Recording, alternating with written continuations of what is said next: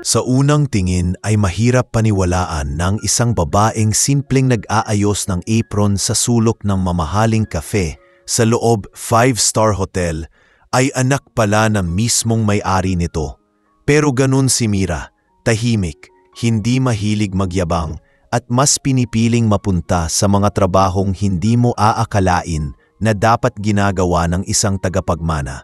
Simula pagkabata, tinuruan siya ng ama niyang si Don Marcelo na huwag umasa sa pangalan, kundi matutong tumayo sa sarili niyang paa. Kaya ngayong araw na ito, kahit ramdam niya ang lamig ng aircon at kabang unti-unting gumagapang sa dibdib niya, nakasuot pa rin siya ng simpleng puting blouse at itim na apron, handang mag-training bilang waitress. Handang maramdaman ang hirap ng trabahong matagal na niyang nakikitang ginagawa ng mga empleyadong para sa kanya ay mga haligi ng hotel. Maaga siyang dumating at sinikap alalahanin ang lahat ng instructions na ibinigay ng supervisor sa kanya kahapon. Smile lang palagi, Mira, and be patient. Kahit may rude na guests, huwag magpadala, sabi ng supervisor. Tumango lang siya noon, pero ngayon, habang nagpupunas siya ng mesa at inaayos ang cutlery, naisip niyang mahirap palang sundin kapag nandoon ka na mismo sa harap ng mga taong iba-iba ang ugali. Kahit ganoon, hindi siya nagreklamo. May dahilan kung bakit gusto ng ama niyang pagdaanan niya ang lahat ng ito. Gusto niyang maunawaan ang tunay na bigat na dala ng bawat ngiti ng waiter, bawat pagyuko ng bellman, at bawat good morning ma'am kahit minsan masakit sa likod o pagod ang katawan.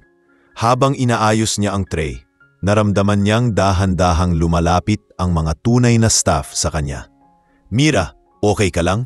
First day mo sa cafe, di ba?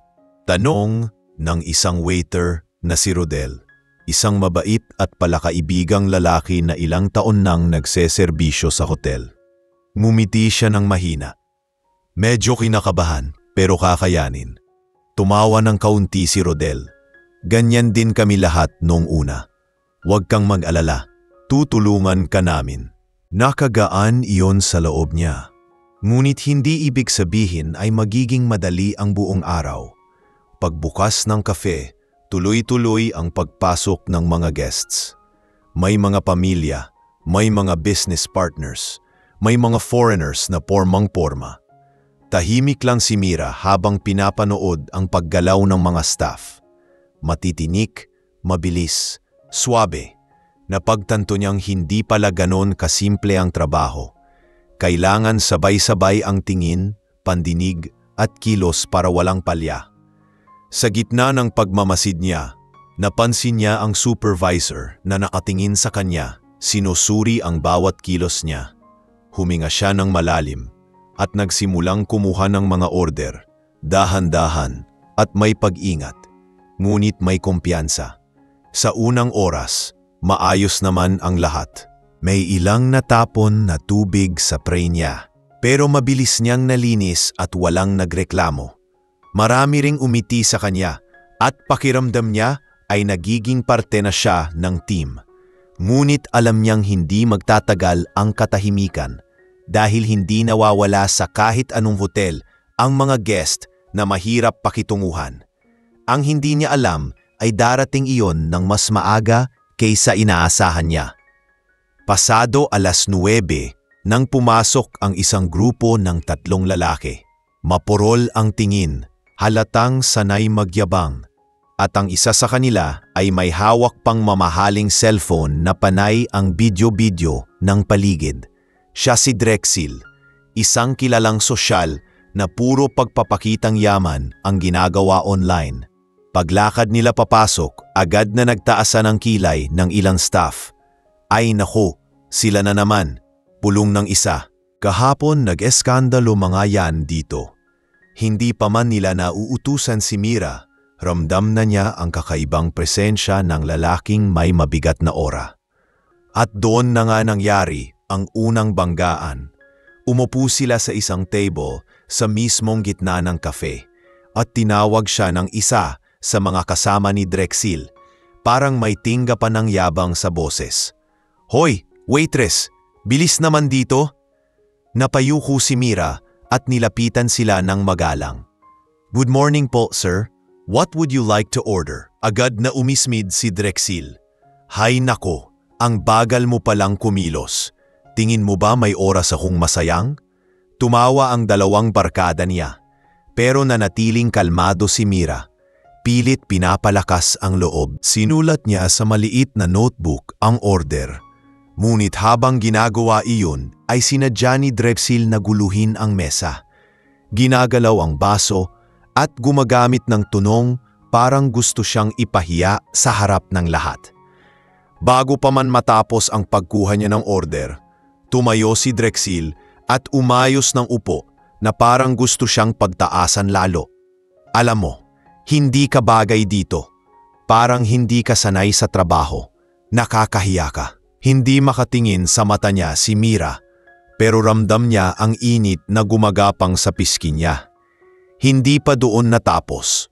Bigla niyang tinulak ng bahagya ang tray ni Mira, kaya napatalon siya at kumalansing ang mga kubyertos. Ang ilang guests ay napalingon at may ilang nagbulungan pa. Sa gitna ng lahat ng iyon, pinili pa rin ni Mira ang katahimikan. Pinulot niya ang mga kubyertos at nagbigay ng mahinang paumanhin. Pero sa loob niya, may kirot na siyang hindi niya inaasahan. Hindi dahil napahiya siya, kundi dahil alam niyang ito ang realidad na araw-araw hinaharap ng mga empleyadong pasama niyang nagsusumikap. At habang tumatayo siyang muli, ngumiti siya kahit pilit. Dahil iyon ang training niya, ang matutong manatiling matatag sa gitna ng mga taong hindi marunong gumalang. Hindi pa niya alam, ngunit ang simpleng umagang ito ang magiging simula ng isang eskandalong magpapayanig hindi lang sa kafe kundi sa buong hotel at magbubunyag ng isang katotohanang hindi inakalang babago sa lahat ng nakasaksi. Pagkatapos ng pangyayaring iyon, hindi pa man tuluyang humuhupa ang kaba sa dibdib ni Mira, ay naramdaman na niyang umiikot ang tingin ng mga tao sa kafe. May ilang nag-aalalang napatingin sa kanya, may iba namang ngumisi na parabang aliw na aliw sa ginawang pambabastos ni Drexel. Pero hindi nagpadala si Mira. Pinilit niyang bumalik sa likod para kunin ang mga kailangan niyang ihain, bagamat nanginginig pa rin ng bahagya ang kamay niya. Habang inaabot niya ang baso at naglalagay ng tubig, paulit-ulit niyang inuulit sa sarili na kailangan niyang maging kalmado, na hindi siya pwedeng sumablay sa training na ito. Hindi lang tungkol sa kanya, ito'y tungkol sa panunawa sa hirap ng mga tao sa ilalim ng industriyang pagmamay-ari nila. At kahit masakit ang mga salita ni Drexel, hindi pa yun sapat para sukuan ang aral na gusto ng ama niyang makita niya. Pagbalik niya sa mesa, tahimik ang dalawang barkada ni Drexel pero halatang sabik sa susunod na riksenang posibleng mangyari. Si Drexel naman ay nakasandal sa upuan, nakataas ang isang paa at may hawak na mamahaling cellphone habang kinukuhanan ng video ang paligid. Pati na rin si Mira na parang isang bagay lang na pwede niyang paglaruan. Ayan guys, maririnig pa niyang bulong niya sa phone. Ito ang tipo ng service dito. God, what a joke. Hindi niya alam kung para saan ang video, pero malinaw na ginagawang libangan lamang siya ng lalaki. Habang inilalapag niya ang tubig sa mesa, biglang sinadya ni Drexel na itulak ng siko ang baso, dahilan para tumapon ito sa mesa at kumalat ang tubig papunta sa braso niyang naka-uniform. Nagulat si Mira na paatras ng bahagya, pero bago pa man siya makapagpaliwanag, agad na sumabog ang galit ni Drexel. Ano ba yan? Hindi ka tumitingin. Malakas ang boses niya para marinig ng halos lahat ng nasa kafe. Nagtinginan ang mga tao. May ibang nagulat. May iba naman na halatang naiinis sa ingay, pero nanatiling tahimik si Mira. Pinunasan niya agad ang mesa gamit ang malinis na towel at buong paggalang na nagsabi, "Pasensya na po sir, hayaan niyo pong ayusin ko." Ngunit hindi iyon sapat kay Drexel. Pasensya? Puro pasensya? Hindi ka ba marunong magtrabaho? Ano bang ginagawa nila sa inyo dito? Nagpapara din ang... Naputol ang salita niya nang tapunan siya ng tingin ng isang matandang couple sa kabilang mesa. Pero nagpatuloy pa rin siya, halos pabulong pero puno ng pangungutya. Siguro pinulot ka lang sa labas, no? Kita naman, umiling si Mira, hindi dahil sa insultong iyon, kundi dahil hindi niya sukat akalain na may taong kayang magsalita ng ganoong kababa. Ang barkada ni Drexel ay natawa at doon palalong umigting ang kirot sa loob niya. Sa likod ng eksenang ito, hindi napigilan ni Rodel na lumapit ng bahagya. Nakikiramdam kung kailangan ba niyang manghimasok. Nakita niya kung paano nalaglag ang balikat ni Mira sa hiya at kung paano nagpipigil ang mga mata nito ng luha. Pero bago pa man siya makalapit, biglang lumabas ang cafe manager na si Miss Tessa, isang babaeng kilala sa pagiging sunod-sunuran sa sino mang may pera. Sir Drexel, mabilis niyang sabi habang nakangiting pilit, I am very sorry for the inconvenience. I assure you we will address this. Nagulat si Mira nang tumingin sa kanya si Tessa ng masama, para bang siya ang malaking problema sa hotel. Mira, sa likod ka muna. Hindi man malakas ang boses nito. Ramdam ni Mira ang utos na walang pwedeng questionin. Tumango siya at naglakad palayo. Naririnig pa rin ang mahinang tawanan ng barkada ni Drexel. Habang naglalakad siya papuntang staff area, pakiramdam niya ay lumiit ang mundo. Parang unti-unting dumibikit ang bigat sa dibdib niya. Pero kahit ganon, pinigilan niyang umiyak. Hindi ito ang pagkatao niya. Hindi ito ang dahilan kung bakit siya nandito. Pagdating niya sa likod, mabilis na sinara ni Tessa ang pinto at hinarap siya. Ano ba yung ginawa mo? VIP ang customer na yun. Hindi ka pwedeng magkamali sa ganyang klase ng tao. Sa tono ng boses ni Tessa, alam niyang hindi ito nag-aalala para sa kanya o sa reputasyon ng kafe. Ang iniisip nito ay ang posibilidad na magreklamo si Drexel sa upper management na posibleng magdulot sa kanya ng reprimand o mas malala pa. Ma'am, sinadya po niya. Hindi pa man tapos si Mira ay mabilis siyang pinutol. Sinasabi mo bang nagsisinungaling ako? Tigas ng mukha ni Tessa. Mira, hindi ito tungkol sa tama o mali. Ito ay tungkol sa pagpapanatili ng customer. At kung hindi mo kaya, baka kailangan nating pag-isipan ang posisyon mo dito. Wala nang nagawa si Mira kundi tumahimik. Hindi niya pwedeng sabihin na anak siya ng may-ari. Hindi yon ang paraan ng ama niya. Hindi rin yon ang pagkakakilala niya sa sarili. Ang tanging kaya niya lang ay lunukin ang lahat at huminga ng malalim. Maya-maya, pumasok si Rodel, halatang inis. Ma'am, hindi naman kasalanan ni Mira talaga. Nakita ko yung ginawa ng customer. Hindi naman fair na siya ang sinisisi. Tumingin si Tessa dito na parang may nais isubo na apoy. Rodel, hindi kita kinakausap. At unless gusto mong isulod ko sa memo si Mira, lumabas ka na. Humakbang si Mira papalapit kay Rodel at marahang humawak sa braso nito. Senyales na okay lang siya kahit hindi naman talaga. Okay lang ako, mahina niyang sabi. Tumingin si Rodel sa kanya at umiling, halatang hindi sang-ayon. Pero umatras na rin siya, nag-iwan ng tingin na puno ng pag-aalala. Nang magnisa na ulit si Mira sa sulok ng staff area, tinakpan niya ng kamay ang bibig niya, pinipigilan ang sarili. Hindi dahil sa hiya kundi sa bigat na kailangang tiisin ng isang taong wala namang ginagawang masama. Ngunit sa likod ng lahat ng ito, kahit hindi niya alam, may isang taong nakamasid sa monitor ng CCTV. Tahimik na nanginginig ang panga habang pinapanood kung paanong pinagmalupitan ang anak niyang. Buong buhay ay tinuruan niyang rumespeto sa lahat, pero ngayon ay siya ang hindi ginagalang. Hindi niya alam na ang umagang ito ang magiging simula ng isang mas malalim na alon ng pagbabago sa loob ng hotel. Isang bagyong hindi pa nila napagtatagpi-tagpi. Tahimik na nagbalik si Mira sa kafe. Matapos siyang pagsabihan ni Tessa, pero ramdam niyang iba na ang tingin ng ilang staff. Hindi dahil sa ginawa niya, kundi dahil nakita nila kung gaano kalala ang pagtrato sa kanya ng customer. Habang naglalakad siya pauwi sa station niya, Ramdam niyang mabigat ang bawat hakbang. Parang lahat ng mata ay nakatutok sa kanya. Umaasang gagawa siya ng kahit anong pagkakamali.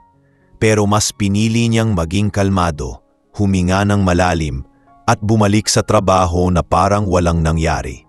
Sa loob-loob niya, paulit-ulit niyang sinasabing kailangan niyang manatiling matatag, na parte ito ng training.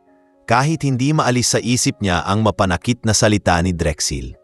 Habang pinupunasan niya ang natapos ng mesa, hindi niya alam na nakatutok pala sa kanya ang dalawang kabataang babae na nasa isang sulok. May hawak silang cellphone at nag-uusap ng pabulong, pero sapat para marinig ni Mira ang ilan. Ay siya yung pinagtaasan ng boses kanina.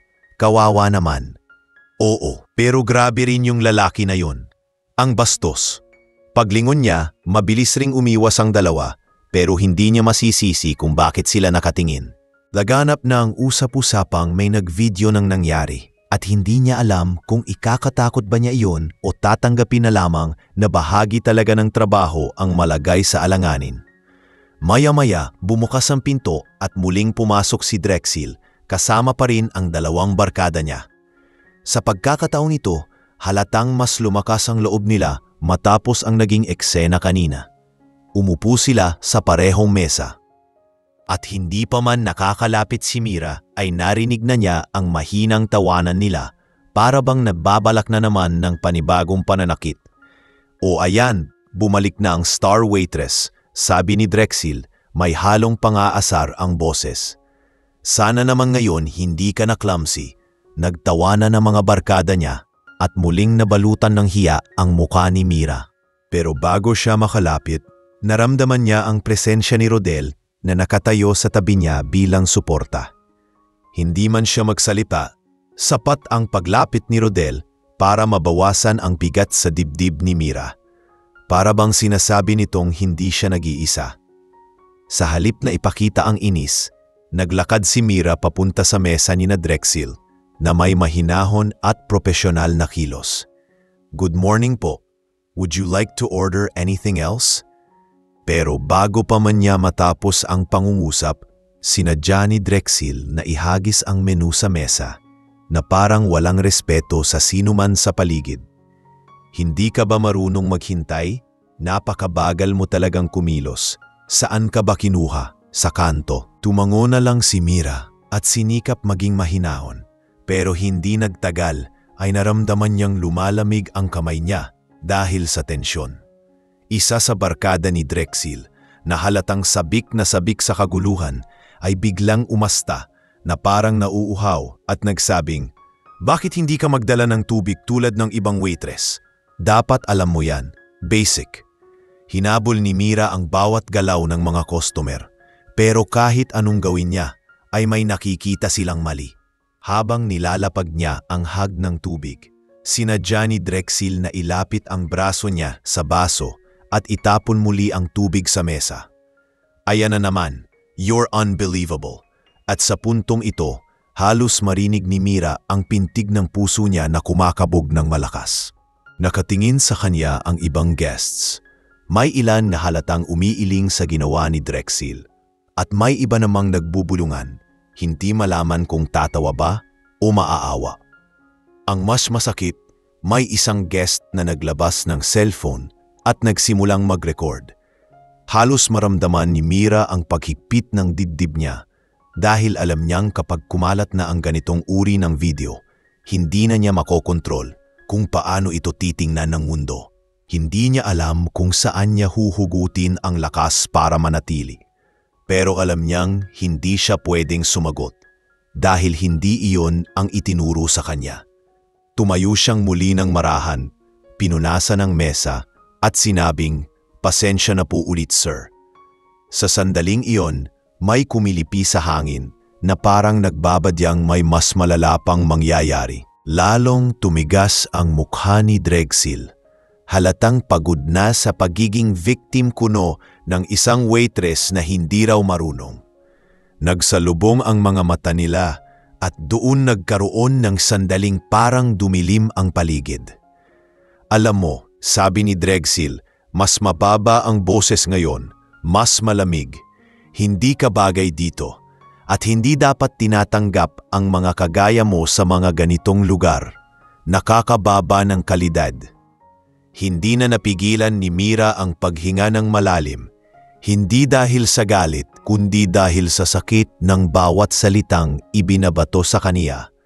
Sa likod niya, si Rodel ay napapikit sa inis, naghihintay ng tamang sandali para sumingit. Pero bago pa man siya makagalaw, biglang pumasok si Tessa, halatang nakabantay mula sa malayo. "Sir, I sincerely apologize. Rest assured, disciplinary action will be taken." Nang marinig iyon ni Mira, parang umikot ang sikmura niya. Disciplinary action? Dahil saan? Dahil ba sa hindi niya mapakiusapan ang isang lalaking walang respeto? Hindi niya nagawa ang kahit anong mali, pero paunti-unti ramdam niya ang bigat na gustong ipasan sa kanya ng manager. Ang hindi nila alam, sa mismong sandaling iyon, sa isang private office sa itaas ng hotel, si Don Marcelo ay nakaupo sa harap ng kanyang screen. Pinapanood ang pangyayari. Nakapikit ang kamao niya. At bawat minuto ng pambabastos kay Mira ay parang patalim na inuulit-ulit na itinatama sa dibdib niya. Hindi man niya iyakan, ramdam niyang may tumitiklop sa puso niya sa bawat luha na pinipigilan ng anak niya. Nagsisimula ng kumulo ang galit sa loob niya, ngunit marunong siyang maghintay. Gusto niyang makita ang buong katotohanan bago kumilos. Hindi alam ni Mira, pero hindi magtatagal, ay sasabog ang lahat ng ito sa paraang hindi inaasahan ng sinuman. Ang isang simpleng insidente ng pang-aapi ay magiging mitsa ng isang malaking pagbabago sa hotel. Ang uri ng pagbabago na hindi pa nila naranasan kailanman. Pagkatapos ng ikalawang insidente kay Drexel, naramdaman ni Mira na mas bumigat ang atmosphere sa cafe. Hindi na basta simpleng trabaho ang pakiramdam niya, kundi parang araw-araw ay may nakaabang na unos. Hindi nagtagal, ipinatawag siya ni Tessa sa likod ng cafe.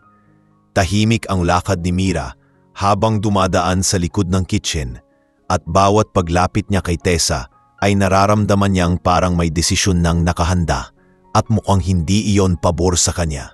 Pagpasok niya sa maliit na opisina, nakaupo si Tessa sa harap ng lamesa, nakakunot ang noo at halatang pagod, pero hindi nawawala ang matapang na tono nito. "Mira," simula niya, "we need to talk about your behavior." Nagulat si Mira sa paggamit ng salitang behavior dahil sa nangyari kanina, malinaw namang hindi siya ang dahilan ng gulo. Tiningnan niya si Tessa, tahimik, hinihintay ang paliwanag. "Lagi kang nadadamay sa mga reklamo," patuloy ni Tessa. "Alam mo namang VIP si Mr. Drexel. Hindi pwedeng madalas siyang may reklamo dahil sa'yo. You're causing unnecessary attention sa cafe."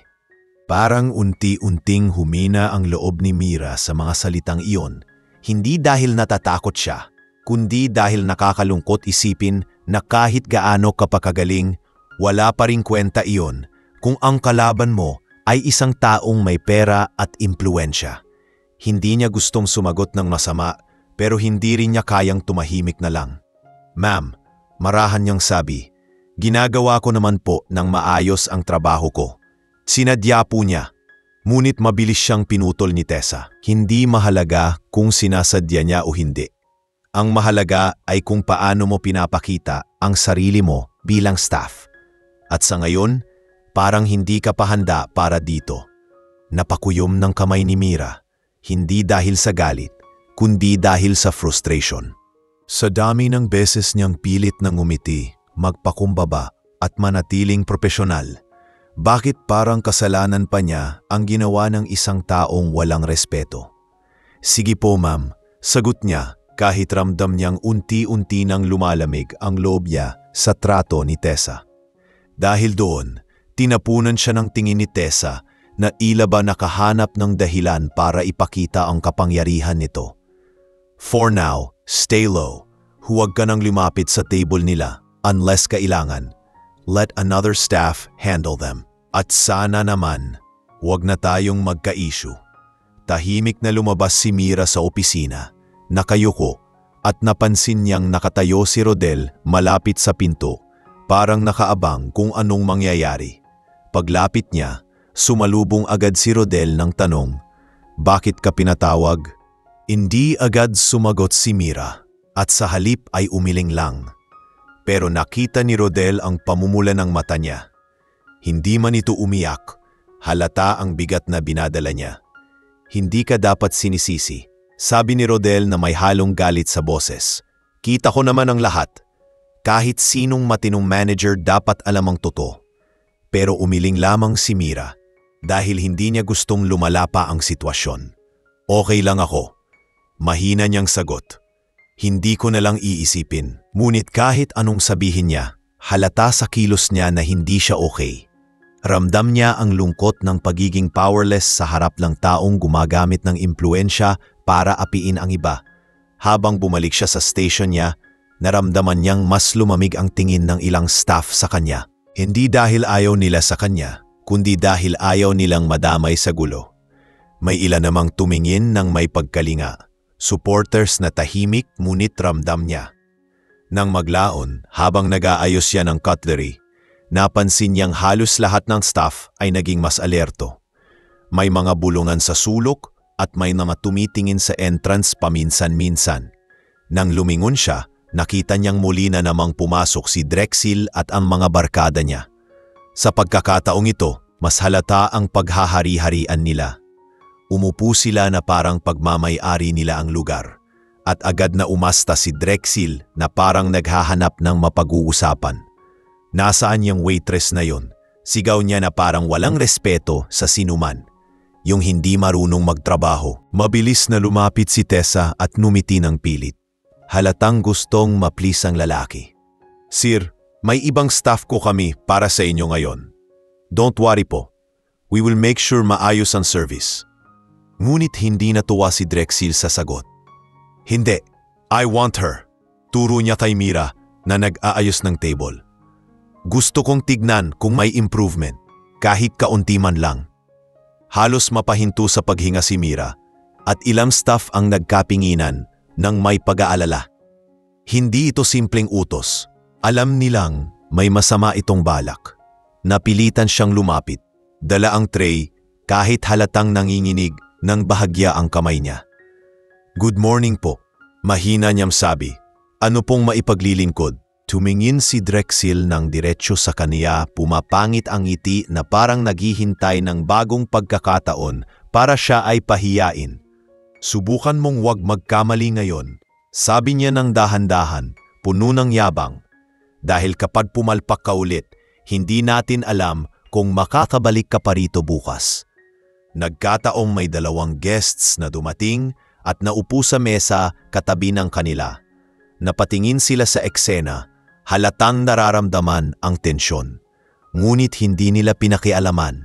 Bagamat may ilan na nakasimangot sa pag-uugali ni Drexel, habang kinukuha ni Mira ang order, bigla siyang sinadya ni Drexel na tagilin muli ang baso.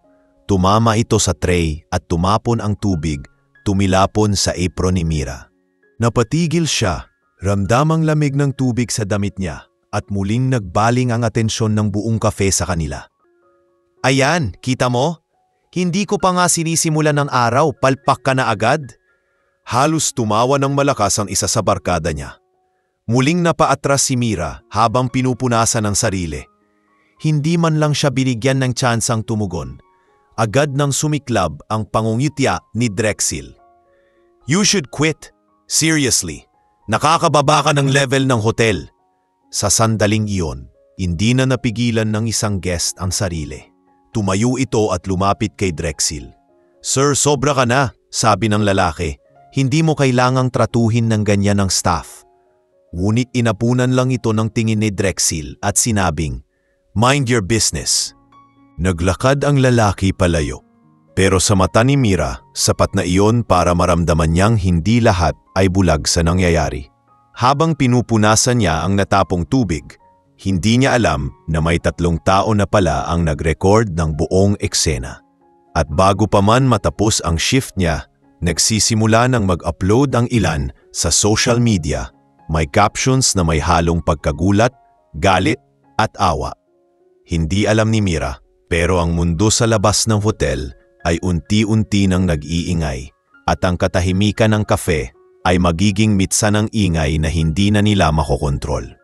Sa pagsapit ng hapon, habang unti-unting kumakalat sa social media ang mga video ng pambabastos ni Drexel kay Mira, iba naman ang nagaganap sa pinakataas na palapag ng hotel. Tahimik na nakaupo si Don Marcelo sa loob ng kaniyang private office, maluwang, elegante at kadalasang puno ng katahimikan. Ngunit ngayong araw, ang katahimikan ay may kasamang bigat. Sa harap niya, 3 monitor ang bukas, sabay sabing inuulit ang CCTV footage ng mga nangyari sa kape. Paulit-ulit niyang pinapanood kung paanong pinahihirapan ng lalaki ang anak niyang pinili niyang pagdaanan ang hirap ng frontline work. Hindi niya kailanman inakalang may taong magkakaroon ng lakas ng loob na apihin ang anak niya noon pang walang nakakaalam ng tunay nitong identidad. Alam niyang kailangan niyang maging matatag para kay Mira, pero hindi niya maiwasan ang pagkuyom ng kamao at ang pag-angat ng malamig na galit sa dibdib niya. Sa labas ng opisina niya, naglalakad ang general manager. Nakita ang pag-aalala sa mukha. Alam niyang may napansin na si Don Marcelo sa nangyayari at alam din niyang darating ang sandaling hindi na ito mananatiling tahimik. Kumatok siya ng marahan at pumasok. "Sir," bungad niya, "may natatanggap po tayong initial reports tungkol sa incident sa cafe. May mga nag-post online." Mula sa kinauupuan niya, hindi kumibo si Don Marcelo at nanatiling nakatuon ang tingin sa monitor. "Alam ko," mahina ngunit matigas niyang tugon. "May kopya ako ng mga video." Marahang huminga ang manager. Halatang gusto niyang magpaliwanag, pero natatakot siyang may masabi pang ikakasama ng sitwasyon. "Sir, gusto ko lang pong linawin. Hindi alam ng staff si Miss Mira na ipinaas ni Don Marcelo ang kamay. Sinyales na hindi na niya kailangang pakinggan ang natitirang paliwanag. Hindi nila kasalanan na hindi nila alam. Kasalanan nilang pinabayaan nila. Hindi alam ng karamihan sa staff, lalo ng manager ng cafe, na ngayon ay pinapanood sila ng mismong taong dapat nilang ipinagtatanggol. Hindi dahil spesyal si Mira, kundi dahil dapat pinoprotektahan ang kahit sinong empleyado mula sa ganitong klaseng pang-aapi. Pero iba ang bigat sa dibdib ni Don Marcelo. Ito ang unang pagkakataong nakita niya si Mira na nahihirapan ng ganito. At sa bawat segundo ng video, nararamdaman niya ang pagkirot ng isang tamang gustong tumakbo pababa at yakapin ang anak niyang pilit lumalaban ng mag-isa. Habang nasa opisina si Don Marcelo, si Mira naman ay nakaupo sa maliit na break area ng cafe. Tahimik lang siya, hawak ang isang basong tubig at nakatitig sa sahig. Hindi pa rin maalis sa isip niya ang mga pangyayari. Sa bawat insultong narinig niya, may kirot na pilit niyang nilulunok para hindi matumba ang natitirang lakas ng loob niya. Hindi niya alam kung bakit ganito ang trato sa kanya ni Tessa. At hindi rin niya alam kung ilang araw pa niyang kakayanin ang ganoong klaseng kapaligiran. Sa pag-upo niya roon, dahan-dahang lumapit si Rodel at tumabi sa kanya. "Mira," mahinahon nitong sabi, "alam kong mahirap, pero gusto ko lang malaman mo na hindi ikaw ang mali rito." Tumingin si Mira kay Rodel at ngayon lang niya naramdaman na may kakampi pala siya. "Ayokong maging dahilan ng gulo," sagot niya. "Ayokong may masisante, ayokong may mas mapahamak." Umiling si Rodel. "Hindi ka ang dahilan ng gulo. Siya ang gumawa nun. At ang manager, dapat alam niya kung paano protektahan ang staff. Hindi yung ikaw pa ang sisihin." Marahang napangiti si Mira kahit bahagya lang. Kahit papaano, gumaan ang loob niya. Pero hindi pa rin niya alam kung hanggang saan ang pasensyang kaya niyang ibigay. Habang nag-uusap sila, hindi nila alam na sa mismong sandali ring iyon, pinapareview ni Don Marcelo ang lahat ng CCTV angles. Kinakausap ang security head at iniimbestigahan ang buong pangyayari. Hindi siya nagbigay ng direktang utos, pero ramdam ng lahat ng nasa itaas na hindi ito mananatiling tahimik. Napansin din niyang may ilang staff sa likod ng cafe na umiwas sa pagtulong kay Mira. Hindi dahil ayaw nila, kundi dahil takot silang madamay sa galit ni Tessa at sa impluensya ng VIP customer. At doon niya lalong napagtanto kung gaano kabigat ang atmosfera sa ilalim ng pamumuno ng manager na hindi marunong manindigan. Pagkalipas ng ilang oras, muling pumasok sa cafe ang general manager. Marahan nitong tinawag si Tessa sa gilid at may bumulong dito. Dahilan para magbago ang kulay ng mukha ni Tessa. Napansin iyon ng ilang staff, ngunit hindi nila alam ang pinag-uusapan. Ang alam lang nila, bigla na lang naging mas tahimik si Tessa at parang mas nag-iingat sa bawat kilos. Hindi niya alam na may mata nang nakatingin sa bawat desisyon niya. Ang mata ng mismong taong may-ari ng lugar na akala niya'y malayo at hindi nakikialam. Habang papalapit ang oras ng pagsasara, mas lalo pang dumami ang guests na napapansin ang tensyon. May iba pang nag-upload ng video, may mga nag-share, at may mga netizen na nagsisimula ng magkomento tungkol sa hindi patas na pagtrato sa waitress. Mabilis kumalat ang mga salita at kahit hindi pa alam ng publiko kung sino talaga si Mira, lumalabas na agad ang simpatya para sa kanya. Sa bawat passing comment online, lumalakas ang ingay ng mundo sa labas. Isang ingay na unti-unting bubuo ng pressure na hindi kakayanin ng hotel na baliwalain. Samantala, si Mira tahimik na naglalakad paikot. Patuloy sa trabaho pero alam niyang may mabigat na nakaabang. Ramdam niya na tila mas lumalalim ang anino ng kahihiyan at sakit na iniwan ng araw na iyon. Pero sa kabila ng lahat, pinipilit pa rin niyang umiti kahit malamlam. Hindi niya alam kung bakit sobra siyang naaapektuhan, pero alam niyang hindi lang ito tungkol sa kaniya. Ito ay tungkol sa kung paano tatratuhin ng mundo ang mga taong inaakala nilang nasa ibaba. Sa itaas, muli pang lumapit ang general manager kay Don Marcelo. "Sir," mahina niyang sabi, "ano pong nais ninyong gawin?" Dahan-dahang tumayo si Don Marcelo, tumingin sa mga monitor at saka isa-isang pinatay ang screens. Saglit siyang tumingin sa bintana. Tanaw ang city light sa labas. Bago niya sinabing may lalabas na lamang na utos sa tamang oras. At mula sa pagkakatayo niya, malinaw na malinaw, hindi na magtatagal ang katahimikan. Ang bagyo ay papalapit at wala nang makakapigil sa pagdating nito. Kinabukasan, bago pa man sumikat ng lubusan ng araw, dumating na si Mira sa hotel. Tahimik ang paligid, kakaunti pa lang ang staff at malayo pa sa ingay na dala ng lunch at dinner rush. Sa pagpasok niya sa cafe area, ramdam niyang may kakaibang tensyon sa hangin. Hindi niya alam kung dahil ba sa pagod pa rin siya sa mga nangyari kahapon o dahil may inaasahan siyang mangyaring mas malala.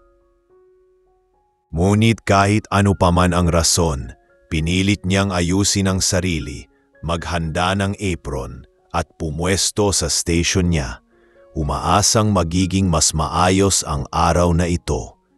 Ngunit hindi niya alam, ang mismong araw na inaasahan niyang tahimik ay magiging isa sa pinakamabibigat sa buong training niya. Habang nag-aayos siya ng mga mesa, napansin niyang may ilang staff na umiwas ng tingin at may ilan naman na tumingin ng may awa. Halatang marami na ang nakakita ng nag-viral na video. May isang waitress na mahina pang nagsabing, "Napanood ko kagabi yung video. Grabe ka nila, Mira." Mumiti lang si Mira kahit pilit at sinabing okay lang siya. Pero sa loob niya, ramdam niyang hindi pa tapos ang lahat. At hindi nga siya nagkamali. Dahil pagdating ng 9:00, muling pumasok sa cafe ang taong siyang dahilan ng lahat ng ito. Si Drexel, kasama ang parehong barkada niyang hindi nauubusan ng lakas manginsulto. Pagpasok nila, parang may bumagsak na malaking bato sa dibdib ni Mira. Pakiramdam niya ay lumiliit ang mundo niya, pero kailangan niyang maging matatag. Pinag-usapan nilang staff na hindi na siya ang hahawak sa table ng grupo ni Drexel. Ngunit bago pa man makalapit ang isa pang waiter, itinaas ni Drexel ang kamay at tumuro direkta kay Mira. "Huy, ikaw! Ikaw ang magsaserve sa amin rayon." Nagkatinginan ang staff at halatang nagdalawang isip kung hahayaan ba nila iyon. Ngunit mas mabilis na lumapit si Tessa, dala ang pilit ng ngiting parang nakadikit sa mukha niya. "Yes sir, si Mira po ang mag-a-assist at hindi na po yan magkamali." Hindi na nakapalag si Mira. Kahit gusto niyang umatras, alam niyang wala siyang choice kung gusto niyang mapanatili ang pagiging profesional. Lumapit siya dala ang tray, nagtanong ng order, pero bago pa man niya matapos ang tanong, agad na sumagot si Drexel. "Hindi ko alam kung bakit nandito ka pa. Pero sige, tingnan natin kung may improvement ka." Tumaas ang kilay nito at ang barkada niya ay nakatingin sa kanya na parang naghihintay ng palabas. Tama ang hinala nila. Desidido itong ulitin ang kahapon. Habang nilalapag ni Mira ang baso sa mesa, bigla na namang inunat ni Drexel ang braso at siniko ito ng bahagya, pero sapat para matapon ang tubig sa damit ni Mira. Tumama ang malamig na tubig sa kanyang dibdib at braso at may umagos pa pababa sa sahig. "Ay, sorry pala," sabi ni Drexel na walang bahid ng pagsisisi. "Pero tingnan mo dapat alerte ka sa mga ganyan." Tumawa ang barkada niya at ilang guests ang napalingon sa eksena. Naramdaman ni Mira na nanginginig ang kamay niya habang pinupunasan ang sarili. Hindi dahil sa lamig, kundi dahil sa sakit ng pag-apak sa dignidad niya ng paulit-ulit. May isa pang customer na nakakita ng pambabastos at napatayo, handang sumingit. Ngunit bago pa man ito magsalita, tinapik siya ng kasama niya, sinasabing wag nang makialam. Sa loob-loob ni Mira, gusto niyang tumakbo palayo, gusto niyang sumigaw, pero hindi iyon ang ipinuro sa kanya ng ama. At hindi rin iyon ang paraan para makapasa sa training na ito. Ngunit hindi pa tapos si Drexel. Habang nakayuko si Mira at pinupunasan ang mesa, bigla itong tumawa ng malakas at sinabing, "Grabe, hindi ka talaga natututo. Pwede ka na siguro maging entertainer pero hindi waitress." Lalo pang napalakas ang tawa ng barkada niya. Sa sandaling iyon, kahit hindi umiyak si Mira, hindi niya mapigilang umangat ang luha sa gilid ng mga mata niya. Hindi dahil mahina siya, kundi dahil may limitasyon ang kahit sinong tao kapag araw-araw na siyang inuulanan ng kahihiyan. Ang hindi alam ni Mira, may mga customer sa iba't ibang mesa na nadvideo na naman ang pangyayari. Mula sa iba't ibang anggulo, malinaw ang pagtrato sa kanya ni Drexel. Mas brutal kaysa kahapon, mas garapal, mas nakakagalit. At bago pa man matapos ang oras na iyon, mabilisang nag-upload ang isa sa mga guests sa social media. May kasamang caption na, "Ganito ba talaga ang trato ng mga customer dito? Kawawa naman ang staff." Habang nangyayari ang lahat, may isang lalaking nakaupo sa sulok ng kafe na hindi kilala ng karamihan. Nakasuot siya ng simpleng long sleeves, may suot na salamin at mukhang ordinaryong guest. Ngunit hindi siya ordinaryo. Isa siya sa mga close assistant ni Don Marcelo na pinadala mismo upang obserbahan ang sitwasyon. Tahimik siyang kumukuha ng litrato at video. Ipinapadala sa may-ari na nasa taas ng hotel, naghihintay. Sa itaas nakita ni Don Marcelo ang bagong footage at doon niya naramdaman ang bagay na matagal na niyang pinipigil, ang kumulo ang dugo sa sobrang galit. Hindi niya inakala na ang ikalawang araw ay magiging mas malala pa kaysa sa una.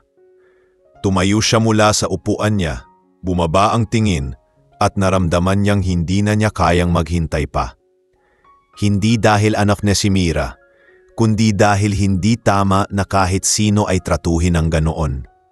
Sa baba matapos ang insidente, lumayo si Mira at pumasok sa staff area. Huminga siya ng malalim, halos hindi makahinga sa sobrang bigat ng loob.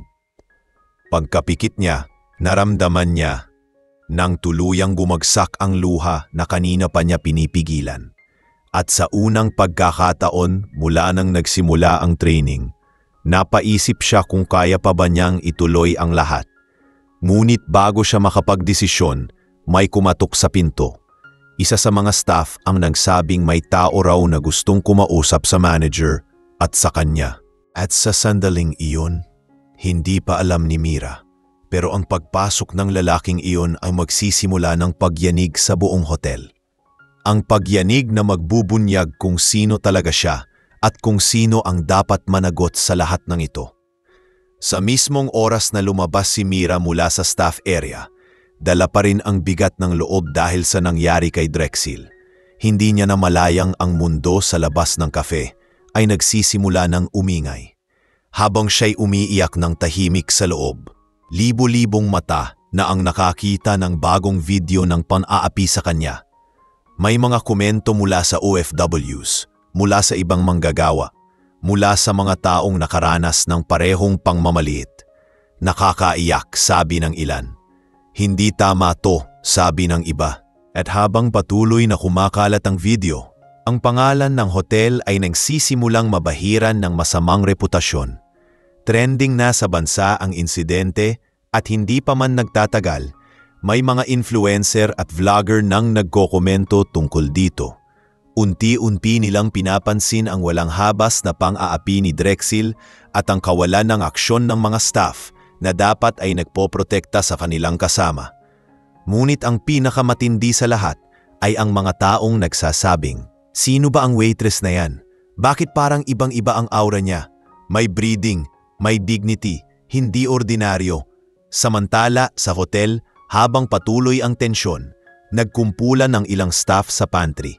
Iniwasang pag-usapan ng malakas ang nangyari dahil alam nilang sensitibo ito pero hindi nila mapigilang magbulungan. Nakita mo yung video? Tanong ng isa. Oo, grabe. Hindi ko akalaing ganyan pala siya kabastos. Pero si Mira, ibang klase yung pagkakatayo niya, no? Kahit inaaway, kumpusto pa rin.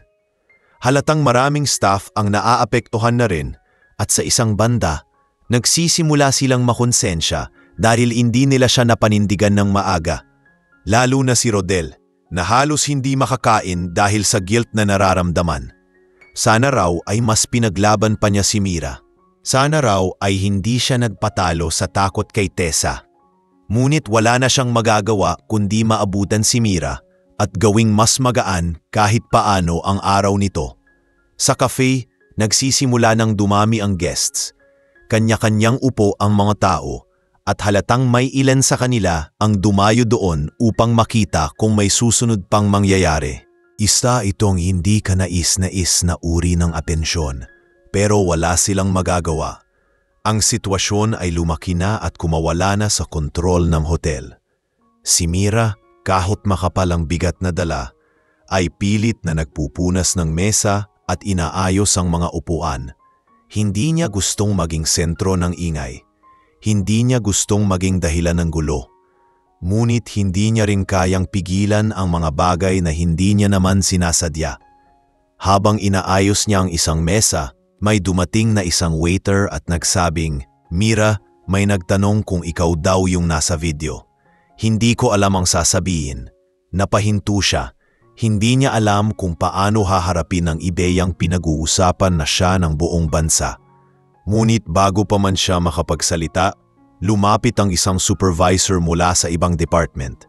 Bit-bit ang cellphone. Mira, trending ka sa social media. Gusto mo bang tingnan? Mahinang umiling si Mira. Ayoko, sabi niya. Hindi ko kailangan makita yon. Pero sa loob niya, unti-unti nang bumubuo ng takot at kaba ang katotohanan iyon. Hindi niya alam kung magiging sagabal ba ito sa buhay niya o magiging dahilan ng mas malaking gulo. Sa taas, si Don Marcelo ay napatanggap ng report mula sa PR team ng hotel. Sir, sabi ng isa sa mga executive, the videos have gone viral nationwide. We are receiving emails, calls, and complaints. Many are asking for a statement. Some are threatening boycott. Tumitig si Don Marcelo sa glass wall ng opisina niya. tanawang mataas na gusali ng lungsod. Mabagal siyang huminga bago nagsalita. I expected this, Anya. And I know we cannot hide this anymore. Alam niyang hindi siya pwedeng tumahimik habang lumalala ang sitwasyon. Pero alam din niyang hindi niya pwedeng basta lumabas at sabihin ang katotohanang anak niya si Mira. Hindi iyon ang paraan. Hindi iyon ang klase ng pagtatanggol na gusto niyang makita. Ang gusto niya ay makita kung paano susuportahan ng hotel ang empleyadong inaapi, hindi dahil anak siya ng may-ari, kundi dahil karapatan niya yon bilang tao, habang bumibigat ang responsibilidad sa itaas. Lumalalim naman ang pag-aalala sa ibaba. Sa staff room, narinig ni Rodel ang isang usapan ng dalawang housekeepers. Kawawa si Mira, sabi ng isa. Pero grabe yung voice niya. Kung ako yon, baka nasigawan ko na sila. Sumagot ang isa. Hindi ko maalam kung bakit hindi siya lumalaban. Parang may malalim siyang rason para tiisin lahat. Napaisip si Rodel. Oo nga, bakit ba ganun si Mira? Bakit kaya ang lakas ng aura niya kahit inaapi? Bakit parang hindi ordinaryo ang upbringing niya? Doon nagsimulang mapagtanto ni Rodel na may hindi sila alam tungkol kay Mira. May something na hindi niya sinasabi. Sa kape, habang iniiwasan ni Mira na tumingin sa mga taong nag-uusap tungkol sa kanya, dahan-dahang lumapit ang isang babaeng customer na may mabait na ngiti. Miss, sabi nito, gusto ko lang sabihin, nakita ko yung video. Hindi mo deserve yun. You handled it with so much grace. Napayuko si Mira, hindi sanay makatanggap ng papuri, lalo na galing sa isang stranger. Thank you po, mahinahon niyang tugon. Trabaho lang po talaga. Ngunit napansin ng babae ang pagod sa kanyang mga mata. Hindi ka dapat magpabaya sa sarili mo, sabi nito. May hangganan ang pagtiis. Pagkaalis ng babae, napabuntong hininga si Mira. Tama ang sinabi nito, may hangganan ang lahat. May hangganan ang pagtanggap at katahimikan. Pero may isa pang bagay siyang pinanghahawapan. Ang pangarap niyang matapos ang training at patunayan sa sarili niyang kaya niya kahit hindi niya gamitin ang pangalan ng ama niya. Habang patuloy ang ingay online at pagdagsa ng makikiramdam sa kafe, unti-unti nang dumarating ang oras ng pagbabago. Sa loob ng elevator, pababa mula sa rooftop office, nakatayo si Don Marcelo, tahimik at nakatingin sa harapan. Tangan ang bigat ng desisyon. Hindi pa oras para magpakilala. Hindi pa oras para ipakita ang katotohanan. Pero oras na para simulan ang paggalaw. Paglabas niya sa elevator, sumabay ang bigat ng kanyang hakbang sa hangaring protektahan ang anak niya. Hindi bilang may-ari ng hotel, kundi bilang isang amang hindi kayang tiisin ang pag-apak sa dignidad ng anak niyang matagal niyang pinalaki na may respeto at kabutihan. At doon magsisimula ang susunod na yugto kung saan hindi lang ang kafe, kundi ang buong hotel ay haharap sa isang pag-igting ng tensyon na hindi na nila kayang pigilan. Ang mundo ay nakatingin, at ang susunod na kilos ni Don Marcelo ay magwawakas sa katahimikan na matagal na nilang pinipilit panatilihin. Pagkalipas ng ilang oras mula sa matinding insidenteng muling naganap sa kafe, ramdam ni Mira na unti-unting nauupos ang lakas na pilit niyang pinaglalaban mula pa kahapon. Tahimik niyang tinapos ang shift, nag-aayos ng mga table, nagliligpit ng mga baso, at pinipilit ngumiti sa mga guests na hindi naman kasali sa kaguluhan. Ngunit sa likod ng mga ngiting iyon ay ang malalim na pagod na nagpapabigat sa dibdib niya. Habang naglilinis siya ng huling mesa bago ang break niya, naramdaman niyang bahagyang sumakit ang ulo niya. Hindi dahil sa pagod lang, kundi dahil sa stress, hiya at bigat ng emosyon na pilit niyang kinikimkim. Hindi niya alam kung gaano pa siya katagal-tatagal sa sitwasyong ito. Hindi dahil mahina siya, kundi dahil tao siya. At ang tao, kahit gaano pa siya kabait, ay may limitasyon. Pagpunta niya sa staff room, wala doon ang ibang empleyado. Tahimik ang espasyo At para sa unang pagkakataon mula nang nag-umpisa ang training niya, nakaupo siya sa upuan at hinayaan ang sarili niyang huminga ng malalim. Ibinagsak niya ng marahan ang kamay sa mesa at pinikit ang mga mata. Gusot ang dibdib niya, parang may mabigat na batong nakapatong na hindi niya matanggal. Kaya ko pa ba? Bulong niya sa sarili. Halos hindi marinig. Hindi niya sinabing hindi niya gusto ang trabaho. Ang totoo, nagustuhan niya na ito. Nagustuhan niya ang pakiramdam ng nakakatulong sa guests. Nagustuhan niya ang samahan sa iba pang staff. Ngunit ang hindi niya matanggap ay ang paulit-ulit na pagtrato sa kanya na parang wala siyang halaga, lalo na sa harap ng maraming tao. Habang pinag-iisipan niya ang lahat, biglang pumasok si Rodel sa staff room. Nakita niya agad sa mukha ng lalaki ang pag-aalala. "Mira," mahinahon nitong sabi, "okay ka lang ba?" Hindi na niya kinaya ang pagpigil.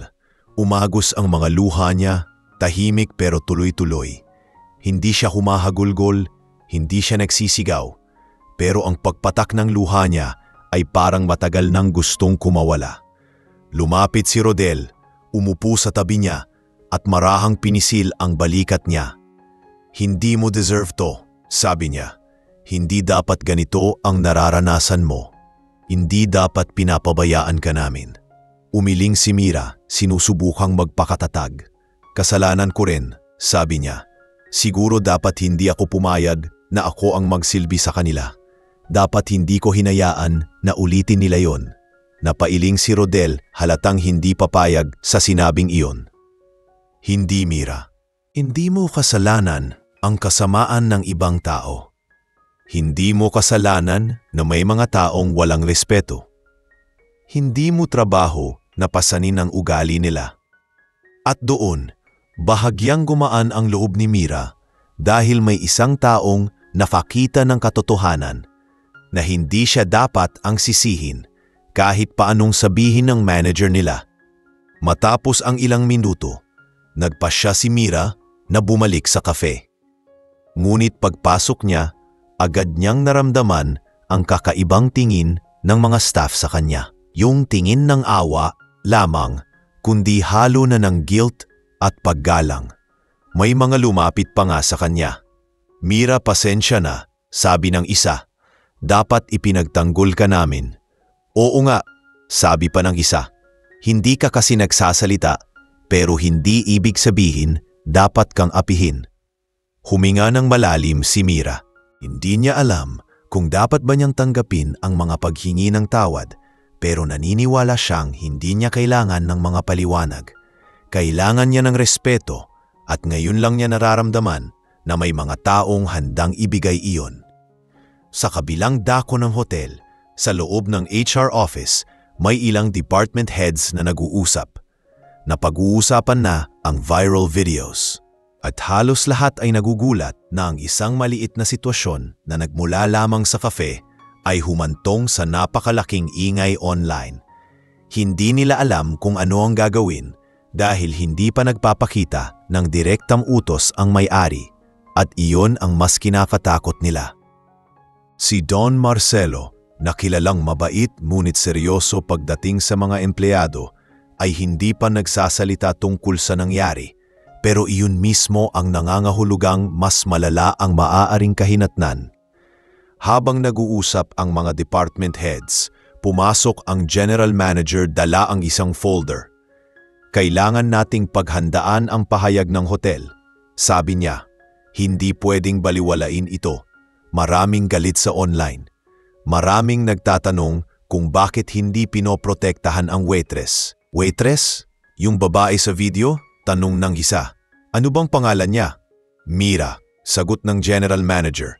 "At kailangan nating alamin kung anong plano ni Sir Marcelo bago tayo maglabas ng anumang statement." Ngunit wala pa ring nakakaalam na ang mismong taong pinag-uusapan nila ay ang anak niya. Sa cafe naman, habang nag-aayos si Mira ng dessert station, nilapitan siya ni Tessa. Kita sa mukha nito ang pag-aalangan. Marahil dahil napansin na niyang nababahala na ang buong staff at tila bumabaligtad na ang ihip ng hangin. Ngunit kahit ganon, hindi pa rin siya nawawala sa pagiging istrikta at malamig. Mira, sabi ni Tessa, mag-ingat ka na lang, ayokong may mas malala pang mangyari. Ngunit tila iba ang ibig sabihin ng salita ni Tessa.